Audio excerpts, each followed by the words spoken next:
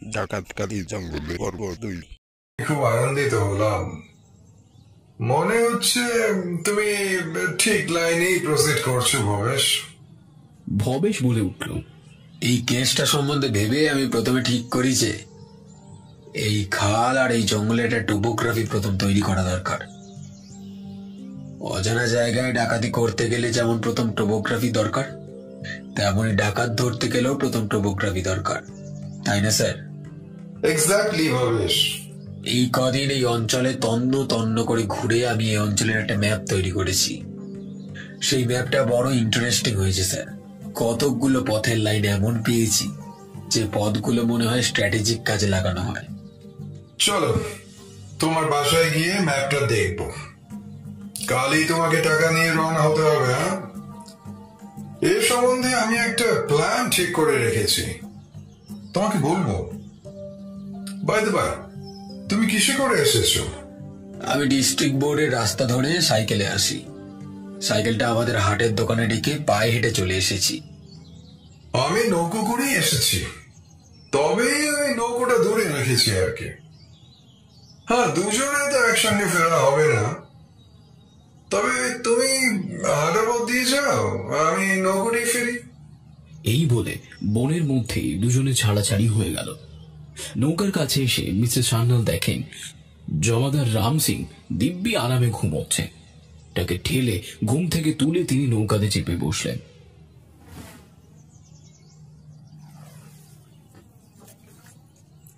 নৌকা চলছে, এমন সময় মিস্টার সান্যালের নজর পড়ল নৌকার ভিতর সরা ঢাকা একটা বড় হাঁড়ি রয়েছে। কৌতূহলী হয়ে মিস্টার সান্যাল জিজ্ঞেস করলেন, রাম সিং, এই হাঁড়িটা কোথা থেকে এলো? কেন, কিছুক্ষণ আগে হুজুর আপনি যে লোক দিয়ে পাঠিয়ে দিলেন। আমি লোক দিয়ে পাঠিয়ে দিল? তুমি কি সব বলছো রাম সিং? আমি হুজুর নৌকো একটু আরাম করছিলাম, দেখি দুজন চাষি লোক ওই হাঁড়িটা নিয়ে এইদিকে এলো। তারা নিজেদের মধ্যে বলা বলি করছিল। পুলিশ সাহেব সে বললেন মিষ্টির হাঁড়িটা পৌঁছে দিতে। কই, লোক তো কাউকে দেখছি না। এই বরাবরই তো ঠিকানা বলেছিলেন। তাদের মধ্যে একজন বললে, চলো চলো তেনার কাছে ফিরে যাই। তখন আমি বললাম, তোমরা তোমরা কোথা থেকে আসছো? তারপর তারা বললে, পুলিশ সাহেবের কাছ থেকে এই এক হাঁড়ি মিষ্টি তিনি তার নৌকাতে দিতে বলেছেন। এটা কি তেনার নৌকা? আমি তখন বললাম হ্যাঁ। তারা হাঁড়িটা রেখে চলে গেল। মিস্টার সান্যাল গর্জন করে উঠলেন, তুমি একটা ইডিয়েট, যাকে বলে একটা আস্ত গাধা। রাম সিং অবাক হয়ে ভাবতে লাগলো এর মধ্যে অন্যায় সে কি করেছে। মিস্টার সান্যাল বুঝলেন যে তিনি তাদের গতিবিধির উপর নজর রাখতে বেরিয়েছেন, তারাও তেমনি তার গতিবিধির উপর নজর রাখছে। ধাপ্পা দিয়ে এই নির্বোধ লোকটার কাছে তার গতিবিধি সম্বন্ধে পাকা খবর নিয়ে তারা চলে গিয়েছে। রাগে তিনি বলে উঠলেন, তোমাদের গুলি করে মেরে ফেলা উচিত। না, খোলো এবার হাঁড়িটা, খোলো, দেখি কি আছে ওর মধ্যে। হাঁড়ি খুলতেই দেখা গেল ভিতরে একটা মড়ার মাথা, খড় দিয়ে সাজানো, তার উপরে একটা চিঠি। তাতে শুধু লেখা, তোমারও এই পরিণাম হবে, সাবধান। রাম সিং অজ্ঞাত স্বরে বলে উঠল, আই রে বাপ।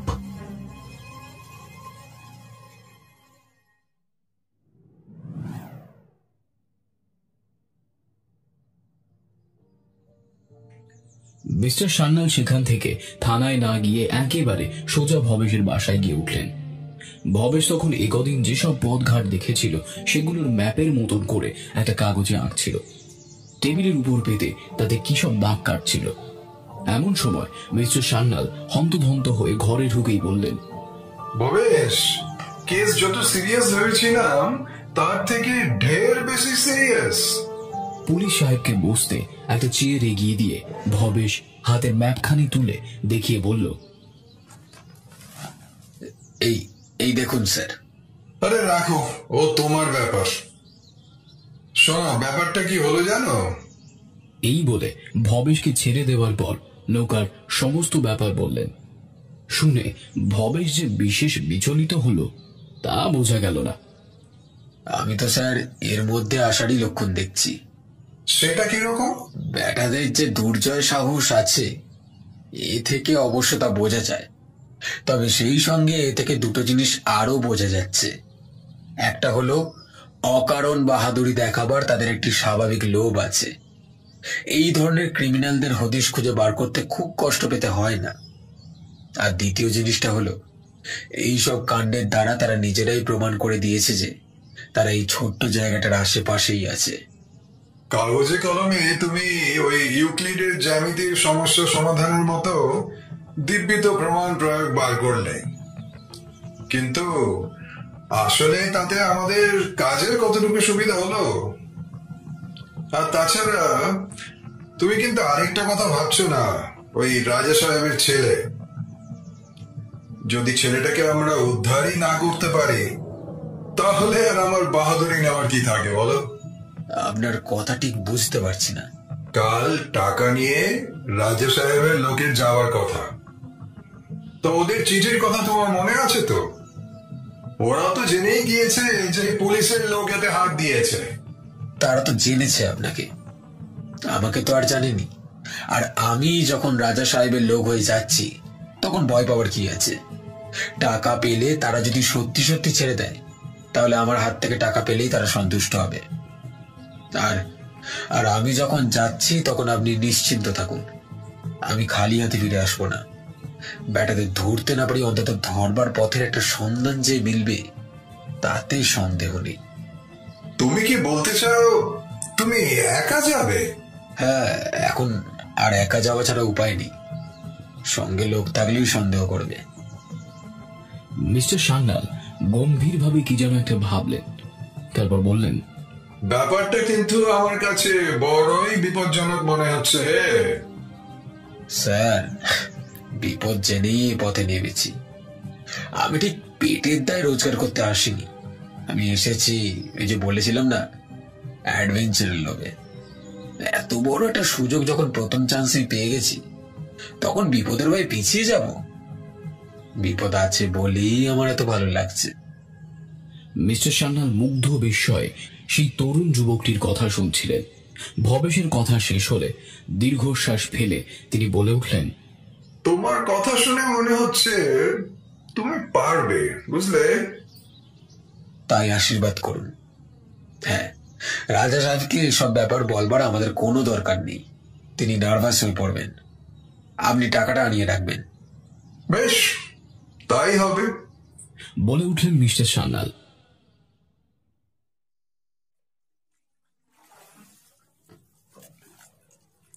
পরের দিন ডোমজুরের খাল দিয়ে ঠিক দুপুরবেলা একজন মাঝি নৌকা নিয়ে চলেছে। আপনার মনে সে বাইছে, আর মাঝে মাঝে পুরানো ভাটিয়ালি গানের দুই এক কড়ি গাইছে। ক্রমশ দুখানা গা ছাড়িয়েছে, তেঁতুলতলার হাট ছাড়িয়েছে, কলা বেড়ের সাঁকো পেরিয়ে নৌকাখানার শূন্য মাঠের ধার দিয়ে চলতে লাগলো। দুধারে শূন্য মাঠ, একটা গরু ছাগলও নেই সেখানে। সেটা পেরিয়ে শুরু হয়েছে দুধারে গভীর একটা জঙ্গল। সেই জঙ্গলের মাঝামাঝি পথে ডোমজুর খালের তেমোহনা। মাঝি নৌকা নিয়ে যখন তিমোহনার কাছে এলো তখন বিকেল হয়ে এসেছে। নীরবে মাঠের পশ্চিম কোণ ঘেঁষে সূর্য ক্রমশ রাঙা থালার মতো হয়ে আসছিল। মাঝি পাড়ে নৌকা ভিড়িয়ে চারিদিক চেয়ে দেখল, কোথাও জনমানবের সাড়া পর্যন্ত নেই। কোনো জীবিত প্রাণীর কোনো চিহ্ন কোথাও নেই। মাঝে মাঝে শুধু মাথার উপর দিয়ে গাংচিলের একে একে বাসার দিকে ফিরে চলেছে সারাদিন আকাশে রোদ পুইয়ে। মাঝি ভাবে, আকাশ দিয়ে এসে কি করে তারা বাসা চিনে ফেরে। এই মাঝি আমরা জানি আমাদের ভবেশ। এমন নিখুঁত মাঝি সেজেছে যে কোনোদিন ধুতি জামা জুতো পরে সেই যে ভদ্রলোক সাজতে পারে তা মনে হয় না। ভবেশ একবার চারিদিকে চায়, আবার নজর নামিয়ে নৌকায় পুটলিটা আছে কিনা দেখে নেয়। ওই পুটলিতে আছে 50,000 টাকা। কত শত চাষির বুকের রক্ত চোয়ানো টাকা সেটা। সেই টাকা কিনা যেচে নিজের হাতে তুলে দিতে হবে ডাকাতদের। ভাবতে ভাবতে তার মন যেন বিদ্রোহী হয়ে ওঠে। তারপর আবার মনে পড়ে রাজা সাহেবের ছেলের কথা।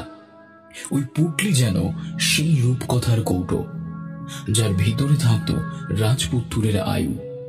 সেই সঙ্গে সামান্য কিছু শব্দ হলেই সে চমকে ওঠে। যাদের অনুসন্ধানে সে এসেছে ওই বুঝি তাদের কেউ এলো। সে নিজের মনে কল্পনা করতে থাকে কিভাবে তারা আসবে। নানান গল্পে বড় বড় ডাকাতদের বর্ণনা সে পড়েছে। কি ভীষণ তাদের চেহারা। আজ সে যাদের হাতে টাকা তুলে দিতে এসেছে তাদের চেহারা কেমন হবে। একে একে সে নিজের মনে কল্পনা করে চলে। তারা যদি সদল বলে তাকে আক্রমণ করে, ভয় কি? তার কোমরে আছে একটা গুলি ভরা রিভলভার। আবার সে ভাবে, এইসব ডাকাত এধারে যতই বদমায়েশ আর নিষ্ঠুর হোক না কেন, তারা কথার মানুষ। টাকা যে নিয়ে আসবে তাকে তারা কিছু বলবে না। সে যে আজ এমনি ভাবে মৃত্যুর মুখোমুখি হতে চলে এসেছে, কতকটা সেই বিশ্বাসের জোরে নয় কি? যদি তারা বুঝতে পারে যে পুলিশের লোক, তাহলে টাকার পুটলি ছাড়া তার কাছে রিভলভারও আছে। নিজের ঘরে বসে যেসব দুঃসাহসিক ছবি দেখা যায়, তার সঙ্গে সেই জনমানবহীন সূর্য ডুবুডুবু মাঠের মাঝখানে, যেখানে ডাকলেও কেউ সাড়া দেওয়ার মতো নেই, সেখানে সত্যি সত্যি সেই দুঃসাহসের সম্মুখীন হওয়ার জন্য অপেক্ষা করে থাকার মধ্যে যে কি ভয়ঙ্কর তফাৎ। ভবেশ ক্ষণে ক্ষণে তা বুঝছিল। সামান্য শব্দেই সে আপনার অজ্ঞাতসারে চমকে চমকে উঠছিল। বেলা পড়ে আসে, সূর্য ডুবুডুবু। কই, এখনো তো কেউ এলো না। একবার মনে হচ্ছিল ফিরে যাই। আবার মনের ভেতর থেকে কি যেন বলে উঠছিল, ছি, সে কি সম্ভব? ক্রমশ এক এক মিনিট মনে হতে লাগলো যেন এক এক ঘন্টা। ফিরে যেতে হবে, রাত্রির অন্ধকারের আগেই তাকে ফিরে যেতে হবে। কিন্তু এখনো পর্যন্ত কারোর তো দেখা পেলাম না। তবে কি নানা রকম আশঙ্কার কথা কালো বাদুড়ের মতো তার মনের আকাশে ঘুরে বেড়াতে লাগলো। এধারে খালে ভাঁটার টান ধরেছিল। ভাঁটার টানের কচুরি বন ভেঙে কচুরি পানা নানা রকমের স্রোতে শ্যাওলা ভেসে ভেসে টানের সঙ্গে সঙ্গে চলছিল। সেই সঙ্গে ভাঙা হাড়ি, কলসি, খড়ের বিচালিও ভেসে ভেসে চলছিল। কখন ভবেশের নৌকার দুদিকে দুটো কালো হাঁড়ি সেই সঙ্গে লেগেছিল, ভবেশ তা দেখতে পায়নি। কিছুক্ষণ পরে হঠাৎ কিসের একটা শব্দে সে চমকে পিছনের দিকে চাইল। কি সর্বনাশ! জলের ভিতরে প্রায় তার নৌকার গা ঘেঁষে একটা মস্ত বড় কুমির হাঁ করে আসছে। হঠাৎ তার মনে পড়ে গেল, যখন প্রথম সে এই অঞ্চলে কাজ নিয়ে আসে, তখন গায়ের লোকের মুখে সে শুনেছিল যে ডোমজুড়ের খালে মাঝে মাঝে এক অদ্ভুত মানুষ খেকো একটা কুমির আসে। আজ পর্যন্ত কোনো মানুষ তাকে মারতে পারেনি। এমনি ভয়ঙ্কর সে কুমির যে বহুবার ম্যাজিস্ট্রেট সাহেব নিজের লঞ্চ নিয়ে বেরিয়েছে, কাছ থেকে গুলিও করেছেন, কিন্তু গুলি খেয়েও কুমিরটা পালিয়ে গিয়েছে, মরেনি। আবার কিছুদিন পরে দেখা দিয়েছে, তাই এখানকার লোকে তাকে মানুষ খেকো কুমির না বলে বলতো গুলি খেকো কুমির। তার এই অদ্ভুত শক্তির জন্য সাধারণ লোকেরা মনে করত যে এটা সাধারণ কুমির নয়, নিশ্চয়ই কোনো দেবদেবীর বাহন। তাই তারা যখন দূরে থেকে তার হাঁ মুখ জলের উপরে দেখতে পেত, তারা হাত জড়ো করে পুজো করত। আশ্চর্যের ব্যাপার, কুমিরটা কিছুক্ষণ পরেই আবার চলে যেত। স্নান করছে বা কাপড় কাটছে এমন লোক কখনো তার কবলে পড়েনি। রাত বিরেতে বা সন্ধ্যের ঝোঁকে যেসব সওদাগরি নৌকা যেত, তার উপর ছিল তার নজর। তার লেজের নাকি এমন জোর যে ঝাপটা মেরে সে অনেক নৌকা কাত করে দিয়েছে। এক নিমিষে এইসব কথা তার মনের মধ্যে বায়োস্কোপের ছবির মতো চলে গেল। স্বচ্ছ জলের ভিতর দিয়ে সে দেখল কুমিরটা তারই দিকে এগিয়ে আসছে। এ বোধহয় সেই কুমিরটা, কিংবা অন্য আর একটা, কে জানে। শেষকালে ডাকাত ধরতে এসে কুমিরের মুখে প্রাণ দিতে হবে। কুমিরটা বেশ কাছাকাছি এগিয়ে এসেছে। যা কেউ পারেনি তা করবার একটা দুর্বার লোভ তার মনে জেগে উঠল। কাপড়ের ভেতরে লুকোনো কোমরের রিভলভারটা তার হাতে পড়ল। সে ভুলে গেল যে সে পুলিশের গোয়েন্দা ভবেশ নয়, সে একজন মাঝি। জলের ভিতর কুমিরটাকে লক্ষ্য করে সে রিভলভার ছুড়ল। দড়াম করে একটা শব্দ হলো। সেই সময় কি হলো সে বুঝতে পারল না। সমস্ত নৌকাটা উল্টে গেল আর রিভলভার শুদ্ধ সে অসহায়ভাবে জলে হুমড়ি খেয়ে পড়ে গেল। সেই সঙ্গে তার যেন মনে হলো জলের ভিতরে তার পা ধরে কিসে যেন তাকে হিড়হিড় করে টেনে নিয়ে চলেছে। তারপর কে যেন, হ্যাঁ ঠিক মানুষের মতো, তার গলা টিপে ধরে মুখে কি একটা চাপা দিল। তারপর তার আর কোনো জ্ঞান ছিল না।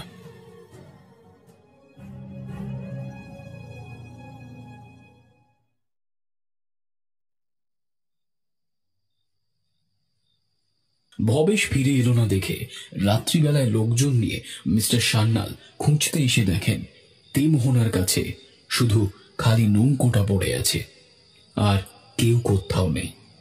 নিজের মনে নিজেকে ধিক্কার দিয়ে বলে উঠলেন, বারণ করলাম তবুও শুনলো না।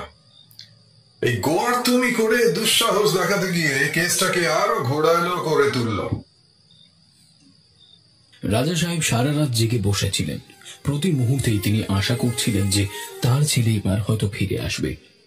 কিন্তু মিস্টার সান্যাল এসে যখন খবর দিলেন যে ভবেশকেও পাওয়া যাচ্ছে না, তখন তিনি একটা ছোট্ট ছেলের মতো ডুকরে কেঁদে উঠলেন। আমি বললুম আপনাদের, আপনারা এর মধ্যে হাত দেবেন না। আমার টাকাও গেল আর ছেলেটাও গেল। মিস্টার সান্যাল যথাসাধ্য সান্ত্বনা দিয়ে বললেন, দেখুন রাতটা, ভোরবেলা হয়তো কোনো সুখবরও মিলতে পারে, আশা ছাড়বেন না একদম।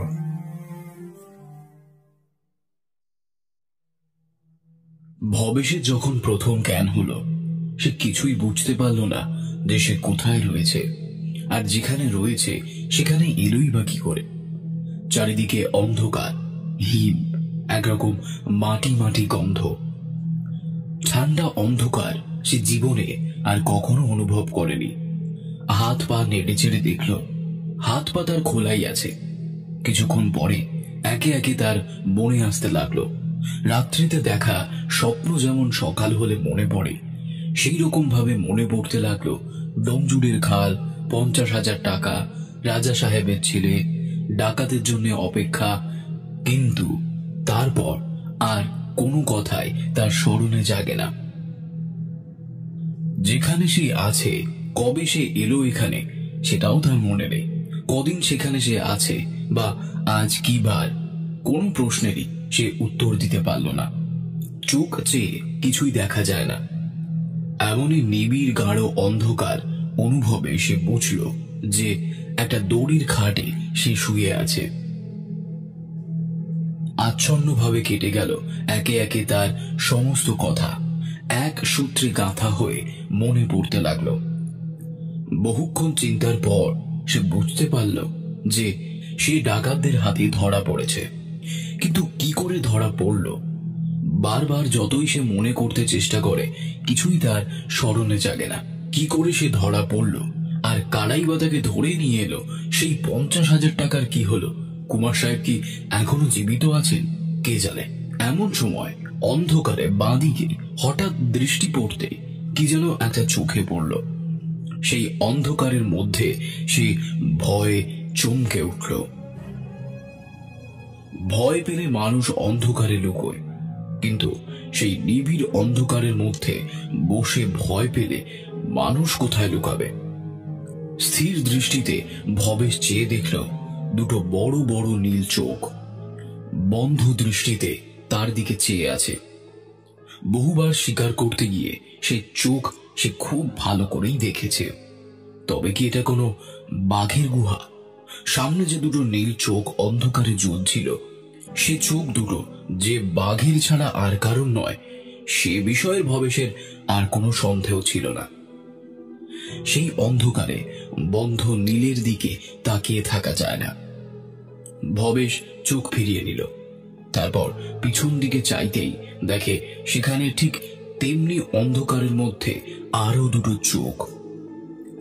ভয়ের এমন একটা সময় আসে যখন ভয়ের আর ভয়ঙ্করত্ব থাকে না।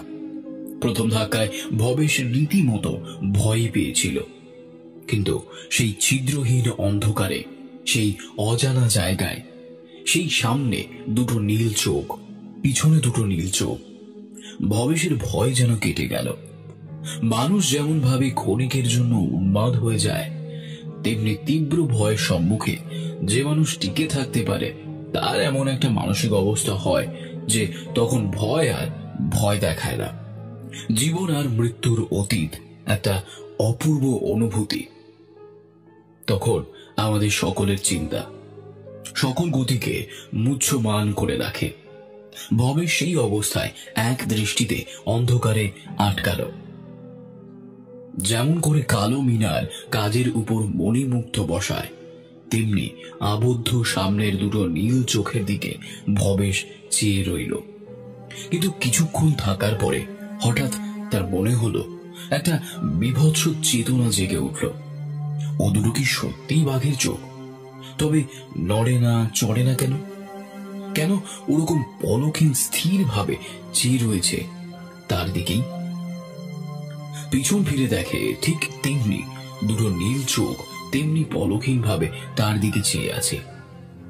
বাঘের যদি হতো তাহলে তো নড়ত, কিন্তু ও যে নড়ে না, চড়ে না, তবে কি তার দেখার ভুল? তবে কি ওই চোখ অন্ধকারে যারা ছায়ামূর্তি ধরে থাকে তাদের? ভবেশ এবার চিৎকার করে উঠল, কিন্তু একটা বিরাট গুহার মধ্যে চিৎকার করলে যেমন চিৎকার থেমে যাওয়ার সঙ্গে সঙ্গে প্রতিধ্বনি এসে ধাক্কা খায়, তেমনি তার চিৎকারের প্রতিধ্বনি সেই অজানা রহস্যময় অন্ধকারে ভরে উঠল। ভবেশ অন্ধকারে হাত আর পায়ের অনুভব শক্তির সাহায্যে চলতে আরম্ভ করল। সামনে যেখানে দুটো চোখ জ্বলছিল সেই দিকে ধীরে ধীরে অগ্রসর হতে লাগলো। দেখল সেই চোখ দুটো তার দিকে তেমনি স্থির হয়ে আছে। অন্ধকারে হাত বাড়িয়ে সে অতি সন্তর্পণে স্পর্শ করল। অন্ধ যেমন করে স্পর্শ করে ঠিক তেমন ভাবে। তারপর চোখ থেকে হাত ক্রমশ নেমে নেমে চলতে লাগলো। একটা পশু রোমস দেহ, কিন্তু পশু তো নড়ে না, চড়ে না। অন্ধকারে হাত দিয়ে সে একটু ঠেলা দিল। যাকে ঠেলা দিল সে যেন বিনা প্রতিবাদে টলে পড়ল। স্পর্শ দ্বারা সে নিঃসন্দেহে বুঝেছিল যে যার গায়ে সে হাত বলিয়েছে সে কোনো পশুর গা, কিন্তু সে পশু নিশ্চয়ই মৃত। এ কোন রহস্যময় অন্ধকারে সে ঘুরে মরছে, অথবা সে স্বপ্ন দেখছে কিনা তা জানার জন্য সে নিজের গায়ে একটা চিমটি কেটেই দেখল। না, দিব্যি লাগছে, তবে তো সে স্বপ্ন দেখছে না। এমন সময় হঠাৎ কোথা থেকে যেন দুমদুম শব্দ তার কানে এলো। অন্ধকারে হামাগুড়ি দিয়ে সে খাটের উপরে গিয়ে চুপটি করে শুয়ে রইল। কিছুক্ষণ পরে হঠাৎ সে দেখে অন্ধকারের মধ্যে এক জায়গায় একটা তীব্র সাদা আলোর রেখা দেখা দিল, যেন গভীর কালো পাতের বুকে রূপলি একটা ফিতে। ক্রমশ সেই সাদা একটু একটু করে যেন চওড়া হতে লাগলো।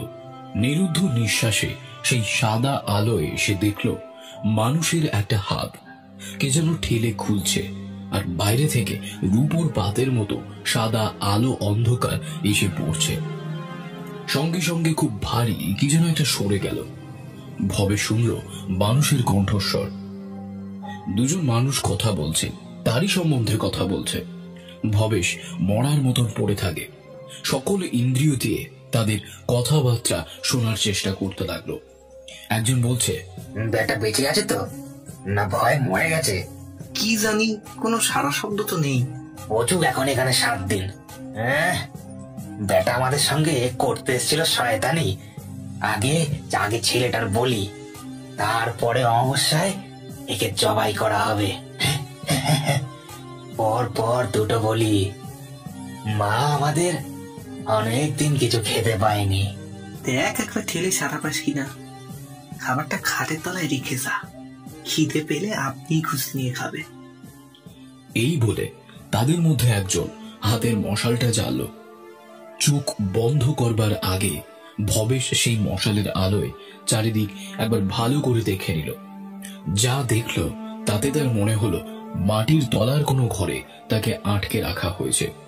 যেখান দিয়ে তারা ঢুকেছিল সেখানটা তখনও খোলা ছিল। বাইরে নিশ্চয়ই তখন দিন। দিনের আলো সেই ফাঁক দিয়ে অন্ধকারে ঢুকছিল। লোকটা ভবেশের খাটের কাছে এগিয়ে এলো। ভবেশ দম বন্ধ করে মরার মতো কাঠ হয়ে শুয়ে রইল। খাবারটা রেখে ভবেশকে পা দিয়ে একটা খোঁচা মেরে বলল, এখন ঘুমো বাসাধন, আবার সেই কাল সকালে। এই বলে লোক দুটো আবার সেই ছিদ্র পথ বন্ধ করে দিয়ে চলে গেল। আবার সেই অন্ধকার। তবে এই কয়েক মিনিটের মধ্যে ওইটুকু ওই আলোর দেখাবে ভবেশের মনে যেন কোথা থেকে আসার লক্ষ্য বাতি জ্বলে উঠেছে। তার অন্ধকারকে ভয় নেই। ওই যে দুটো জোড়া নীল চোখ সে স্পষ্ট দেখেছে। মৃত পশুর ওটা খড়ের বাঘ।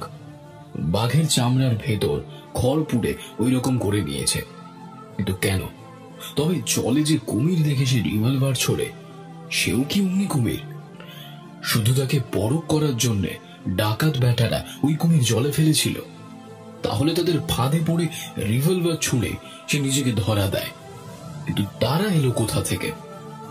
খালের দুদিকে তো কাউকেই দেখতে পায়নি ভবেশ। ভবেশ নিজের মনে সেই রহস্যের বিশ্লেষণ করতে লাগলো।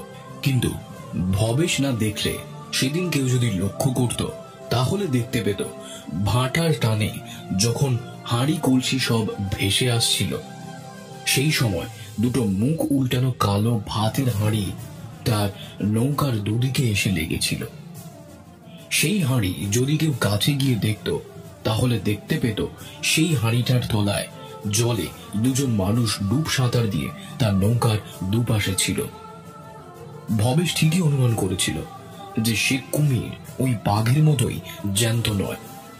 জ্যান্ত মনে করে যেই ভবেশ গুলি ছুঁড়ে, অমনি লোক দুটো তাকে পুলিশের লোক বুঝতে পেরে তার নৌকাটা উল্টে দেয় এবং জলের মধ্যে ভবেশকে অজ্ঞান করে তাদের আস্তানায় নিয়ে আসে। এইবার কিছুক্ষণের জন্য আমরা সোনাখালী গাঁয়ে ফিরে যাব।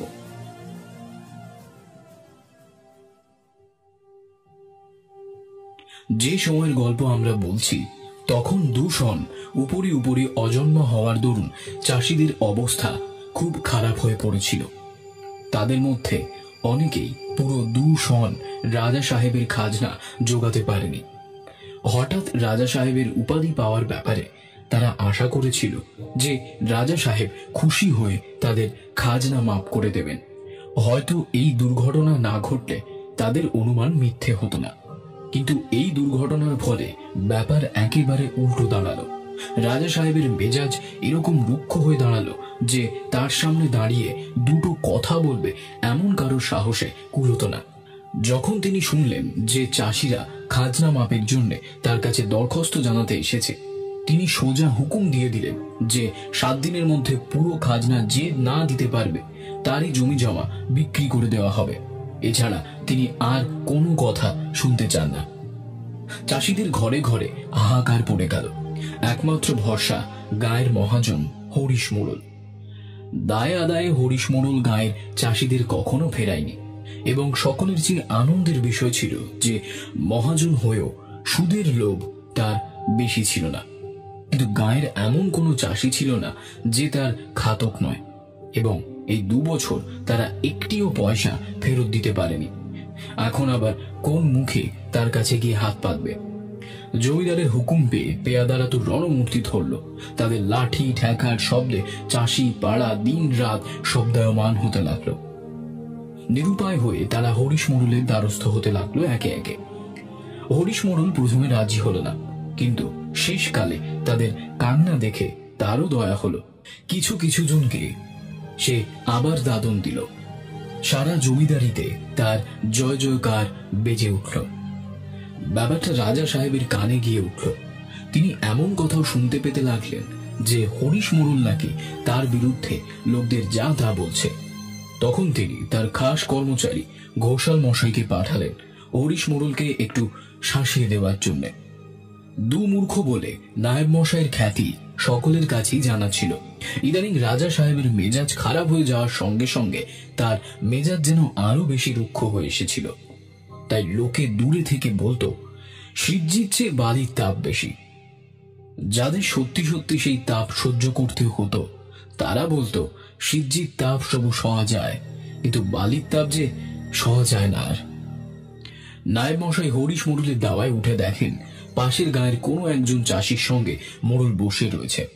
রোয়াকে উঠতে উঠতে তিনি শুরু করলেন, কি রে হরিশ, শুনছি তুমি নাকি এই দুর্দিনে দান ছত্র খুলেছ। বলি